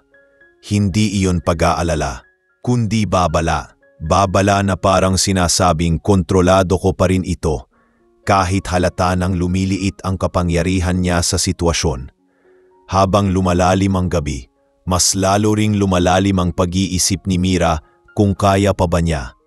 Maaring malakas siyang tao, ngunit hindi nangangahulugang hindi siya napapagod. Nang matapos ang shift niya at maglalakad na sana siya palabas ng kafe, biglang may lumapit na 3 staff. Hindi para mang-intriga, kundi para magsabi ng suporta. Mira, sabi ng isa, kung kailangan mo ng tulong, sabihin mo lang. Hindi ka na namin hahayaang mag-isa. Ngumiti si Mira. Sa unang pagkakataon mula sa insidente, nakaramdam siya ng kakaibang init sa dibdib. Hindi dahil sa sakit, kundi dahil sa pagkakaroon ng mga kakampi. Sa kabilang banda, sa loob ng opisina niya, muling pinanood ni Don Marcelo ang mga video. Hindi para pasakitin ang sarili, kundi para planuhin ang susunod na hakbang. Isa lang ang malinaw sa kanya. Hindi niya hahayaan na ang anak niya at ang ibang staff ay patuloy na apihin. Habang sinusundan niya ng tingin ang mukha ni Mira sa screen, may nabubuong desisyon sa isip niya. Desisyon na magbabagong hindi lang sa araw ni Mira, kundi sa buong hotel. At sa mismong gabing iyon, sa katahimikan ng opisina, malumanay ngunit mariing sinabi ni Don Marcelo na parang panata, hindi ko nahahayaang maulit ang kahit isang sandali nito. Sa sumunod na araw, pagpasok ni Mira sa hotel, ramdam niya agad ang kakaibang katahimikan sa loob ng kafe. Parang mas mabigat ang hangin kaysa dati, hindi dahil sa takot, kundi dahil sa mga matang nakatingin sa kanya. Mga mata ngayon ay tila may halong paggalang, pag-aalala at pagkakaisa. Hindi na siya basta waitress na pinapagalitan ng manager o nilalait ng mayabang na customer. Sa loob lamang ng 2 araw, naging simbolo siya ng lahat ng staff na matagal nang tahimik tungkol sa hindi patas na pagtrato sa kanila. Ngunit kahit ganoon, hindi niya hahayaan na maiba ang pagtrato dahil lang sikat ang video niya. Gusto niyang ipagpatuloy ang trabaho ng may dignidad, hindi ng may awa. Habang inaayos niya ang buffet table, lumapit si Rodel. May nakasukbit ng ngiti sa labi nito, pero kita ring nag-aalala pa rin. Mira, kumusta ka na? Tanong niya habang inaayos ang silverware. Marami pa rin ang nag-uusap tungkol sa iyo sa labas. Yung mga guests kanina, nagtatanong kung ikaw daw ba yung nasa video. Napabuntong hininga si Mira. Oo nga, naririnig ko rin, sagot niya. Pero ayoko nang isipin yon. Ayoko nang dagdagan pa yung bigat. Umiti si Rodel, humawak sandali sa braso niya. Hindi ka nag-iisa. Kung may mangyari ulit, nandito kami. Kahit papaano, gumaan ang pakiramdam ni Mira sa mga salitang iyon. Ngunit hindi niya alam na ang pag-aalalang nararamdaman ng mga kasama niya ay lalalim pa dahil paparating na ang sandaling magpapatibay sa ugnayan nila bilang staff at maglalantad sa tunay na karakter ng ilan sa kanila. Maya-maya, pumasok ang 2 housekeeping staff, parehong may seryosong ekspresyon. Lumapit sila kay Mira, bit-bit ang maliit na papel.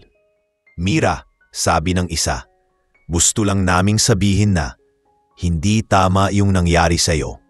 Hindi ka namin nakampihan noon kasi natakot kami. Pero sana mapatawad mo kami. Napatigil si Mira sa ginagawa, hindi dahil na-offend siya, kundi dahil ngayon niya lang narinig mula sa ibang tao na may pagkukulang sila at handa nilang amining iyon. Wala kayong kasalanan, sagot niya. Ganyan talaga minsan. Pero salamat kasi ngayon nagsasalita kayo. Sa sandaling iyon, ramdam ni Mira na may nabubuong lakas sa crew. Hindi iyon lakas ng pag-aalsa, kundi lakas ng pagkakaisa na noon ay wala. At nang dumating pa ang ilang waiters at baristas para magsabi ng pareho, lalo niyang naramdaman na hindi siya nag-iisa. Sa unang pagkakataon, mula nang nagsimula ang lahat, nakakita siya ng pag-asa.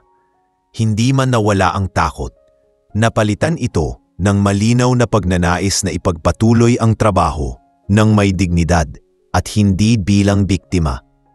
Ngunit hindi lahat ay komportable sa ipinapakitang suporta sa kanya. Si Tessa, na kanina pa nakatayo sa may gilid, ay tila hindi mapakali. Mula sa mukha niya, halatang ramdam niyang nawawala ang kontrol niya sa mga staff. Mula sa pagiging tagapamahala na inaakalang sinusunod ng lahat, unti-unting lumalayo ang tiwala ng team sa kanya dahil sa hindi makatarunang pagtrato niya kay Mira. At mas lalo pang humina ang awtoridad ni Tessa nang dumating ang general manager. May hawak na tablet na tila nag-uulat tungkol sa trending videos. "Tessa, we need to talk later," malamig na sabi nito. Kita sa mukha ni Tessa ang kaba. Hindi na ito simpleng issue ng isang misbehaving customer. Isa na itong problema ng reputasyon ng buong hotel. Habang nangyayari ang mga ito, abala si Mira sa paghahanda ng table settings.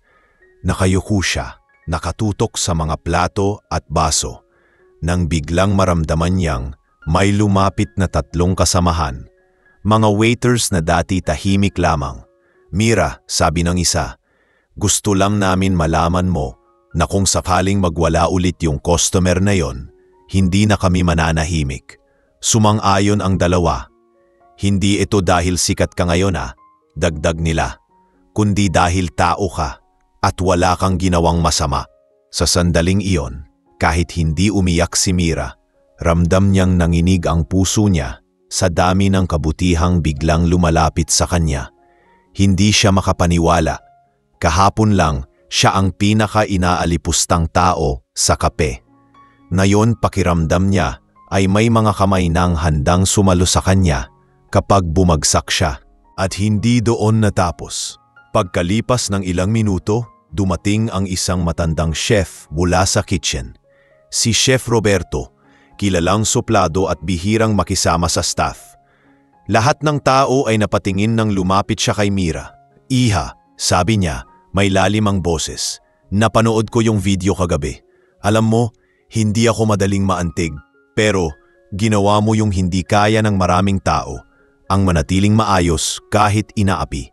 Tumango siya at nagsabi, "Huwag kang matakot, kami ang bahala sa likod mo." Sa dami ng taong lumalapit sa kanya, doon pa lang naramdaman ni Mira ang unti-unting pagbuhos ng lakas na hindi niya nakuha mula sa sarili niya. Lakas na mula sa komunidad, lakas na mula sa mga taong araw-araw niyang kasama, na ngayon lang niya nakitang may malasakit sa kanya. Sa gitna ng lahat ng ito, dumating ang general manager at tinawag ang lahat ng cafe staff para sa isang emergency briefing. "May malaking problema tayo," simula niya. "Ang buong bansa ay nakatutok sa hotel natin at lahat sila nakikita kung paano natin tratuhin ang mga empleyado natin. Hindi natin pwedeng basta palampasin ang sitwasyon."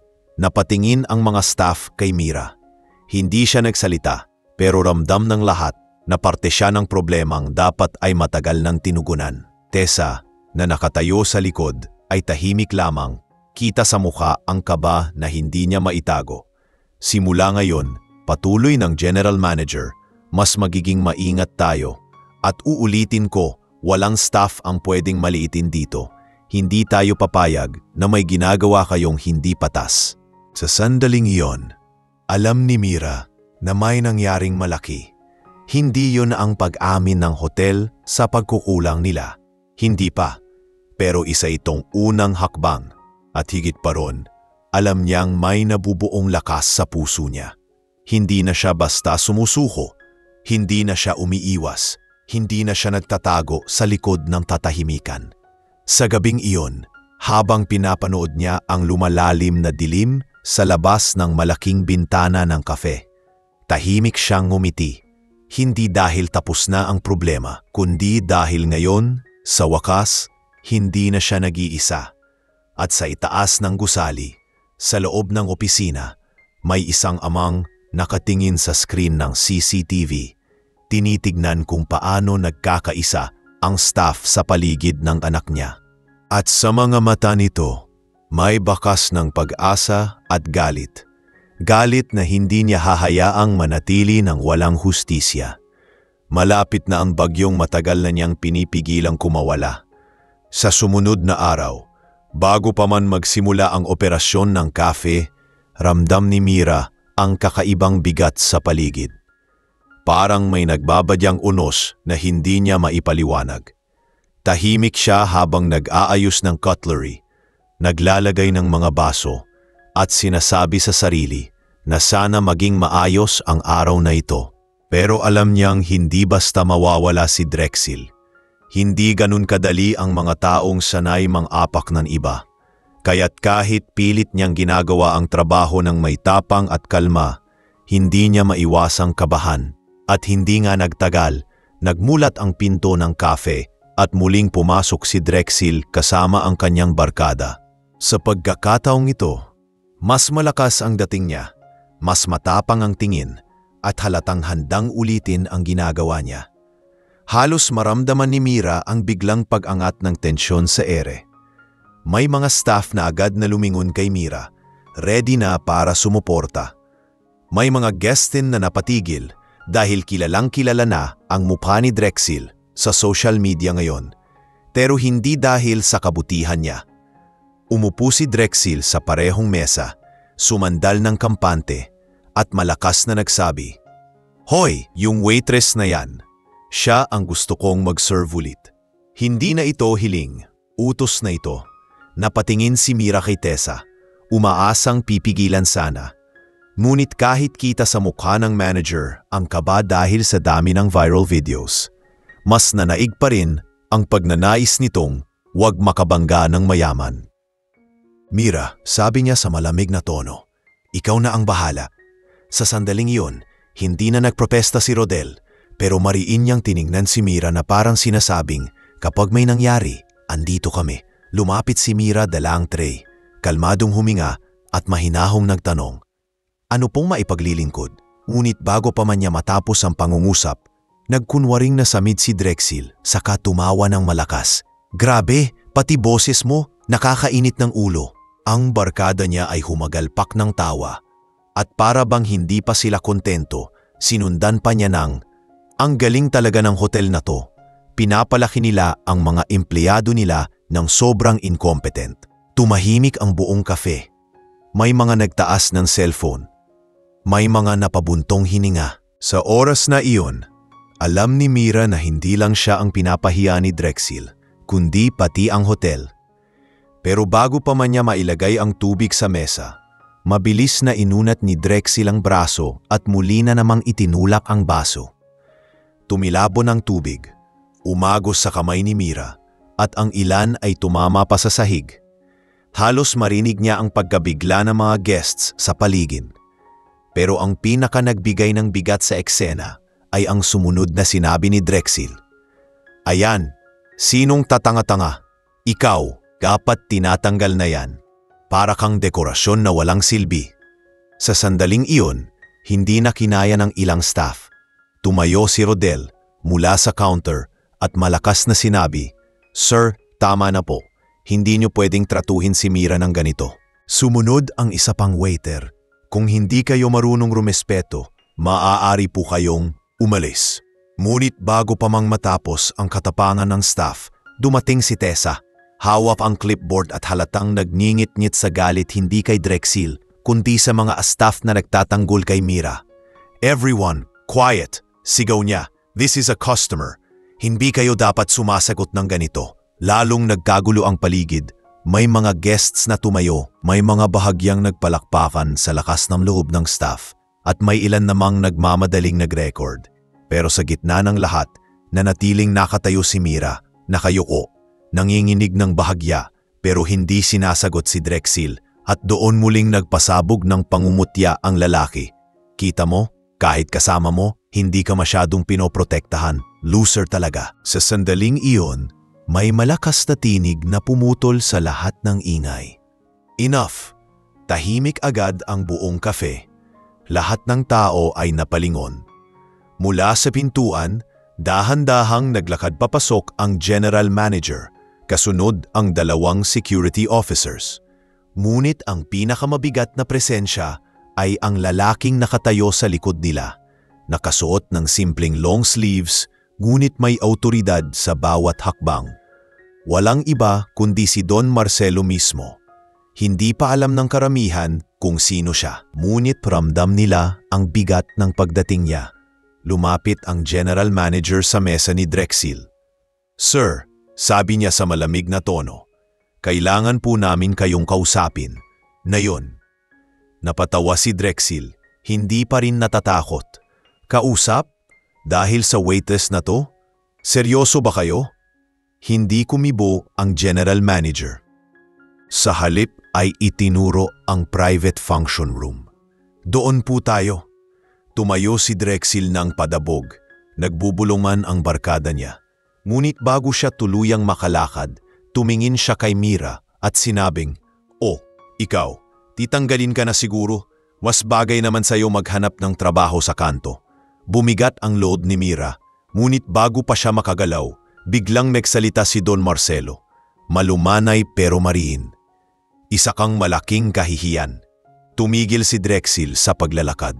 Dahan-dahang lumingon, at ngayon lang unti-unting pumasok sa isip niya na ang taong kausap niya ay hindi ordinaryo.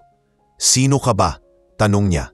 Nagpipilit magtapang, ngunit hindi pa rin sumagot si Don Marcelo. Initigan niya lang ito ng diretso at sa unang pagkakataon mula nang nagsimula ang gulo, nakita ni Mira ang ama niyang may nakapailalim na galit. Galit na pinipigil, pero handang kumawala anumang oras. Dinala si Drexel sa function room, kasama ang staff leaders.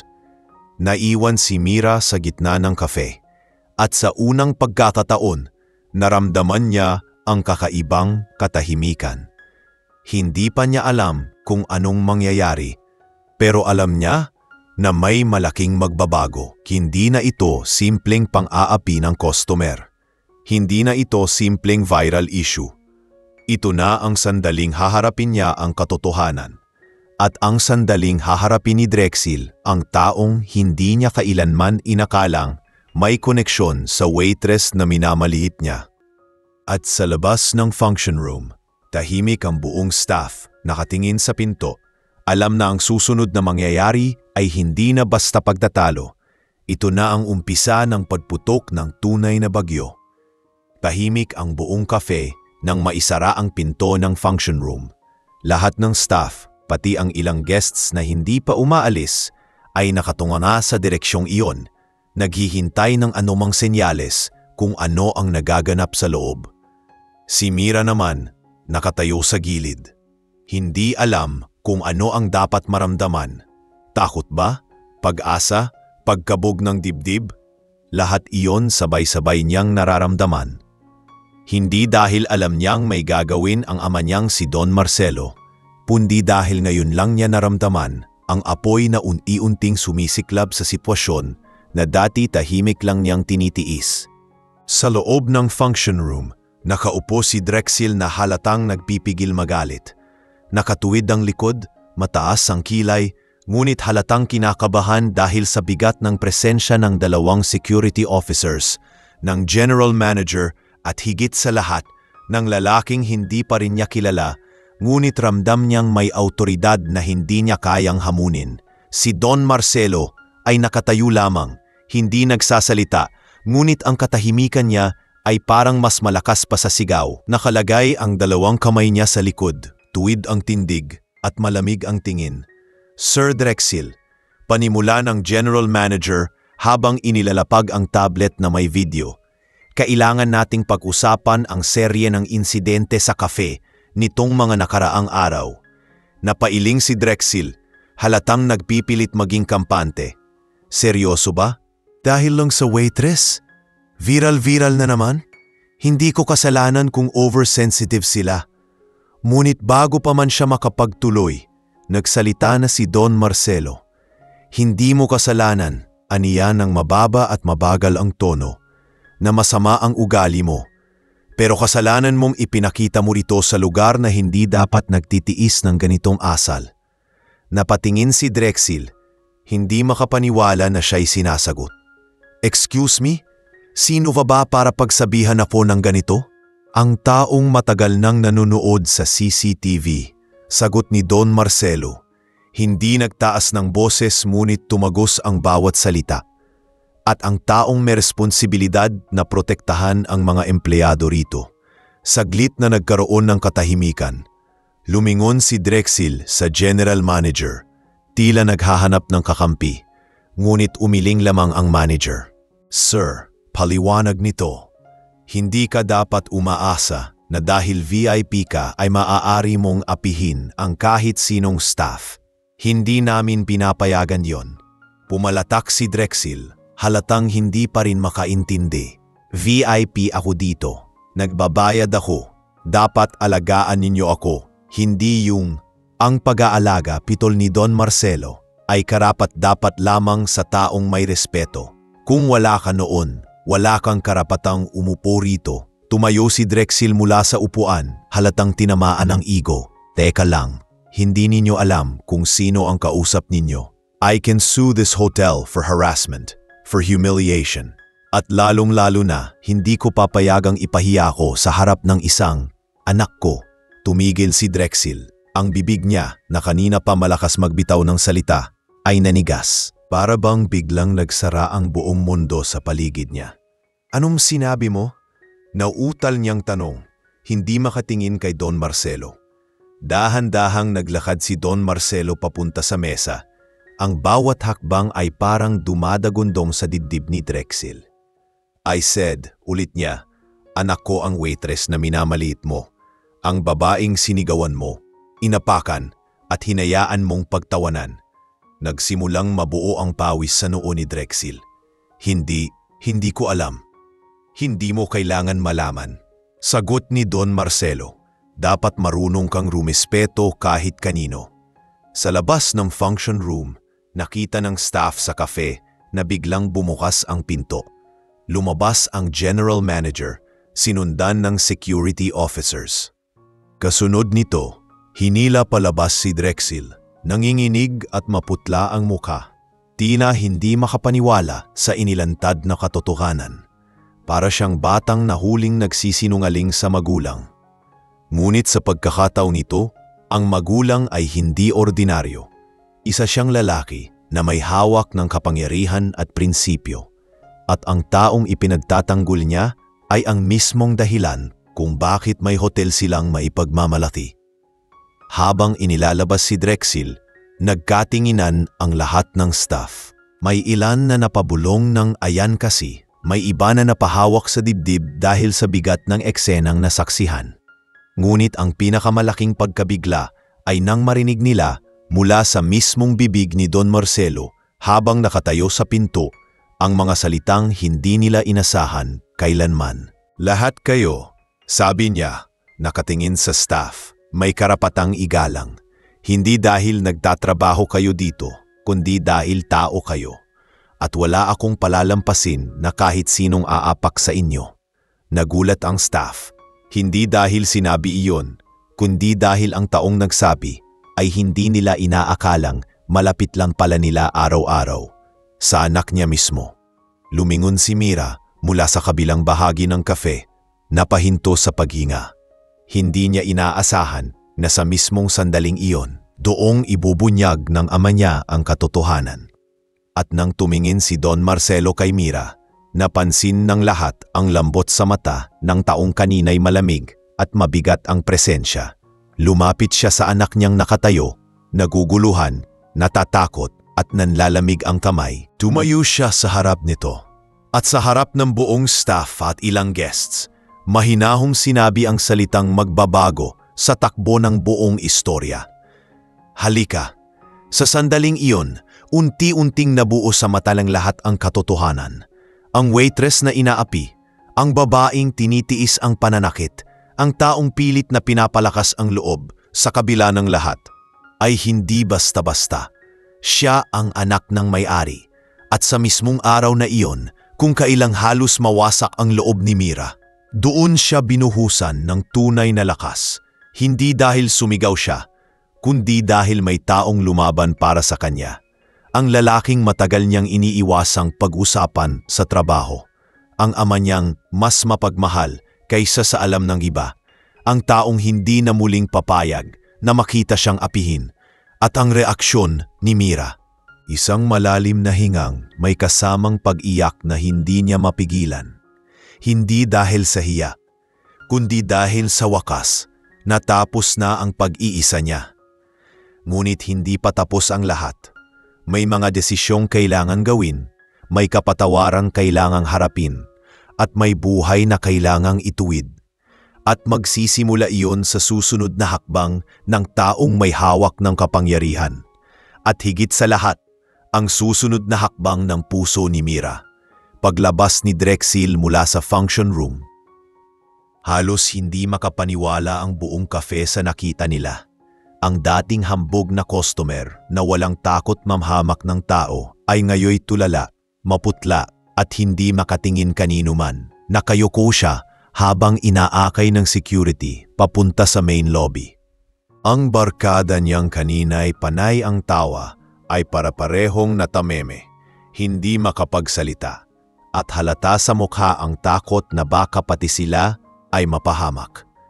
Ngunit ang pinakamabigat ay ang katahimikan ni Mira habang pinapanood ang lahat. Parang bumagal ang oras at bawat hakbang ni Drexel palabas ay parang paunti-unting pag-angat ng bigat sa dibdib niya. Habang papalayo ang grupo, lumapit ang general manager sa staff at kalmadong nagsabing, "Babalik po kami mamaya para sa debriefing. Magpatuloy muna tayo sa trabaho." Pero kahit sinabi iyon, walang nakabalik agad sa normal.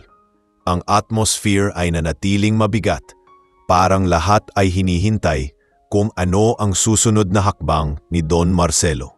At hindi nga nagtagal, lumapit siya sa cafe staff area. Dala ang isang pinging hindi galit kundi puno ng pag-unawa at responsibilidad. Nang makita siya ng mga empleyado, napahinto sila sa ginagawa. Hindi dahil sa takot kundi dahil sa respeto. Naglakad si Don Marcelo papunta kay Mira. Tahimik itong nakatingin sa kanya. Parang hindi sigurado kung ano ang dapat maramdaman. Dahan-dahan niyang hinawakan ang balikat ng tanak niya. "Mira," mahinahon niyang sabi, "tama na ang pagtiis." Hindi na napigilan ni Mira ang pagluha. Hindi dahil sa hiya, kundi dahil sa bigat na matagal niyang kinimkim. Tinanggal niya ang apron niya, hawak ito ng marahan, parang simbolo ng lahat ng sakit at aral na naranasan niya. "Papa, hindi ko gustong guluan ang trabaho nila," mahina niyang sabi. "Ayokong ako ang maging dahilan ng problema nila." Umiling si Don Marcelo. "Hindi ikaw ang nagdala ng gulo. Hindi ikaw ang mali. Ang mali ay hinayaan nilang tratuhin ka ng ganon. Hinayaan nilang tratuhin ang mga empleyado ng hindi tama. Hindi ko iyon hahayaan." Nang marinig iyon ng staff, nagkatinginan sila at kahit walang nagsabi, alam nilang nagsisimula ng mabago ang sistema. Sa wakas, naroon ang taong makikinig, hindi dahil may anak siyang nasaktan, kundi dahil matagal nang may mali sa pamamalakad at ngayon lamang nabigyan ng pagkakataong maitama. Tinawag ni Don Marcelo ang general manager at si Tessa para sumama sa kanya sa isang maliit na meeting area sa loob ng cafe. Tahimik na sumunod si Tessa, halatang nanginginig at hindi makatingin sa mga staff. Pag-upo nila, inilapag ng general manager ang tablet na may mga video. "Sir," simula niya, "lilinawin ko lang po na wala kaming intensyong pabayaan ang staff. Nagkulang kami sa desisyon. Hindi namin inasahan na lalaki ito." Ngunit bago pa man matapos, tumingin si Don Marcelo kay Tessa. "Bakit mo hinayaan na ikaw mismo ang maging dahilan ng takot ng staff? Bakit hindi ikaw ang unang pumrotekta sa kanila? Tanong iyon na hindi sinisigawan pero direktang humahaplos sa konsensya. Napayuko si Tessa, hindi makasagot. Sir, natakot lang ako. VIP sila, ayokong magkamali. Sa takot, sagot ni Don Marcelo, doon nagkakaroon ng kawalan ng katarungan. Kung takot ka na gawin ang tama, wala kang karapatan na pamunuan sila. Naramdaman ni Mira ang kirot sa sinabi ng ama. Hindi dahil kay Tessa, kundi dahil alam niyang totoo. Maraming beses siyang nakipaglaban ng mag-isa dahil ang taong dapat kasama niyang humawak sa sitwasyon ay pumili ng tahimik na panig. Hindi niya gustong mapahamak si Tessa, ngunit hindi rin niya pwedeng ipikit ang mata na may pagkukulang ito. Matapos ang ilang sandali, nagbigay ng desisyon si Don Marcelo. Effective immediately, sabi niya, ang customer na si Drexel ay banned permanently sa lahat ng hotel branches. Hindi mapigilang napabulong ang staff. Hindi dahil sa galit, kundi sa ginhawang hindi nila naranasan dati. At ikaw naman, Tessa, pagpapatuloy niya, ay ililipat natin sa bagong department para sa retraining. Hindi kita tatanggalin. Pero gusto kong matuto ka muli kung ano ang ibig sabihin ng maging leader. Naluha si Tessa, hindi dahil sa parusa, kundi dahil sa pagkakataong ibinigay pa rin sa kanya. Maraming salamat po, sir. Garalgal ang boses niya. Pangako po, babawi ako. Samantala, lumapit ang general manager kay Mira. Mira, gusto ko lang humingi ng tawad. Hindi ka naming naipagtanggol at hindi ka dapat dumaan sa ganito. Tumingin si Mira sa kanya. Naiintindihan ko po. Pero sana po sa susunod, kahit hindi ako ang staff, ipagtanggol niyo sila. Napatango ang manager. Oo, simula ngayon, sisiguraduhin namin iyon. Pagbalik ni Don Marcelo sa cafe area, lumapit siya sa lahat ng staff at nagsalita ng malumanay, ngunit puno ng bigat. Lahat kayo ay mahalaga. Walang sinuman ang dapat mag-astang mas mataas kaysa sa inyo dahil lamang nagsaserve kayo. Ang trabaho ninyo ay hindi mababa. Ang trabaho ninyo ay pundasyon ng hotel na ito. At simula ngayon, gusto kong maramdaman ninyo iyon. Hindi napigilang pumalakpak ang ilang staff. May ilan pa ngang naluha. Hindi dahil sa drama, kundi dahil ngayon lang nila naramdaman ang tunay na pagpapahalaga mula sa pinakaitaas ng kumpanya. Lumapit si Mira sa ama niya at mahigpit na niyakap ito. Wala nang salita, wala nang paliwanag, puro pagluha at ginhawa lang. Pagkatapos, lumingon siya sa mga kasamahan niyang staff at sa unang pagkakataon, ngumiti siya ng may gaanong hindi niya naramdaman sa buong training niya. Ngayon ay tapos na ang pagdurusa. Nakuha na niya ang hustisya. At higit pa roon, nabuksan ang pintuan para sa mas maayos at makatarungang sistema sa hotel. Ngunit hindi niya alam na may isa pang hakbang, ang pinakamahalaga, ang nakalaan para sa kanya. Sapagkat ang susunod na yugto ay hindi na tungkol sa parusa, kundi tungkol sa paghilom at pagbangon. Pagkatapos ng lahat ng nangyari, mula sa unang pang-aapi hanggang sa pagputok ng viral videos at sa pagkakabunyag ng tunay na pagkatao ni Mira, ay unti-unting bumalik sa tahimik na daloy ang araw sa hotel. Pero hindi iyon ang dating katahimikan na puno ng takot, pag-aalinlangan at pag-iwas. Ibang katahimikan ito, mas magaan, mas maluwag huminga, at mas totoo. Ramdam ng mga empleyado ang positibong pagbabagong nagsisimula sa loob. Mas bukas ang komunikasyon, mas may malasakit ang pamunuan, at mas may kumpiyansa ang staff na magsalita kapag may mali. At sa gitna ng lahat ng iyon, si Mira ay nananatiling matatag, hindi bilang anak ng may-ari, kundi bilang babaeng tumayo sa gitna ng bagyo at hindi nagpatinag. Kinabukasan, dumating si Mira sa hotel na hindi na naka-uniform. Hindi dahil tinanggal siya o dahil ayaw na niya magtrabaho. kundi dahil inimbitahan siya ng HR at ng general manager sa isang meeting tungkol sa future niya sa kumpanya. Habang naglalakad siya sa hallway na dati tila nakakatakot, ngayon ay maraming staff ang sumasalubong sa kanya. May nangangumiti, may mga nagpasalamat, at may ilang nagsabi pa ng, "Mira, dahil sa'yo lumakas loob namin." Hindi niya inaasahan ang ganitong epekto. At habang naglalakad, napapaisip siya kung paano naging ganito kalawak ang naging galaw ng maliit niyang katahimikan noon. Pagdating niya sa meeting room, naroon ang general manager, ilang department heads at si Don Marcelo na nakaupo sa dulo ng mesa, hindi bilang ama niya, kundi bilang CEO. Pag-upo ni Mira, agad nagsimula ang general manager. "Mira," sabi nito, "nagiging malaking inspirasyon ka ngayon, hindi lang sa staff, kundi pati sa publiko. Alam naming hindi mo inasahan ang lahat ng ito. Pero gusto naming malaman mo na hindi kami magiging bulag sa lakas na ipinakita mo." Tahimik lang si Mira, nakikinig. Hindi niya gustong magmukhang mayabang, kaya nakatungo siya ng bahagya. Nagpatuloy ang general manager.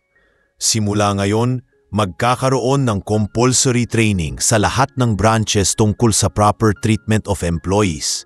At gusto ko ring malaman mo, Mira, ang nangyari sa'yo ang nagbukas ng mata namin na may mga puwang pa ang sistema." Tumango si Mira. "Maraming salamat po," mahina niyang tugon. "Pero hindi ko naman po gustong maging dahilan ng gulo." "Hindi gulo ang dinala mo," sagot ni Don Marcelo, tumingin sa kanya ng may lambing at respeto. "Kundi pagbabago." Huminga ng malalim si Mira at doon niya naramdaman ang kakaibang init sa dibdib. Hindi na siya binabalot ng hiya, kundi ng pagmamalaki. Hindi dahil anak siya ng may-ari, kundi dahil may nagawa siyang tama.